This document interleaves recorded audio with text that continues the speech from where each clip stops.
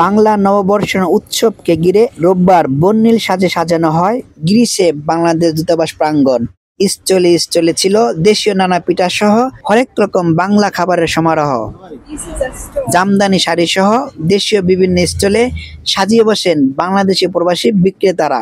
সাপ্তাহিক ছুটির দিন থাকায় বেলা গড়ার সঙ্গে সঙ্গে প্রবাসী বাংলাদেশিদের মিলন মেলায় পরিণত হয় দূতাবাস প্রাঙ্গণ। বাংলাদেশি গান, ফ্যাশন শো, নৃত্য, বিদেশি অতিথিদের মুখে বাংলায় গান দারুণ উপভোগ করে প্রবাসীরা।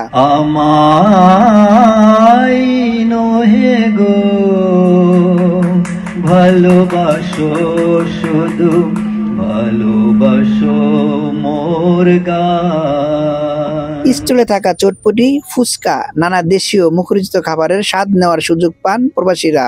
একটু দেরি হলেও দেশীয় আমেজে নতুন বছরকে বরণ করতে পেরে খুশি তারা। শুভ নববর্ষ বাংলাদেশ। শুভ নববর্ষ বাংলাদেশ। শুভ নববর্ষ বাংলা।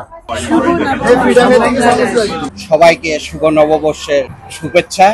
এবং আমি এথেন্স আমাদের বাংলাদেশের বাস আছে তাদেরকে ধন্যবাদ জানাই যে তারা এত সুন্দর একটা আয়োজন করেছে। আজকে 17 বছর পর হলো আমি আজকে এম্বাসিতে আসছি।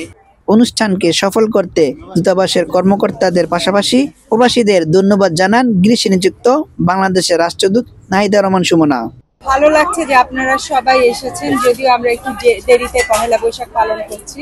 প্রথম নববর্ষ এথেন্সে আমি চেয়েছি যে আমাদের সংস্কৃতি যাতে গ্রিসের অধিবাসী যারা, গ্রিক যারা বা আলবেনিয়ান যারা আছে, যারা এখানে থাকেন অন্যান্য অভিবাসী, তারাও যাতে একটু আমাদের সংস্কৃতির ছোঁয়া পান।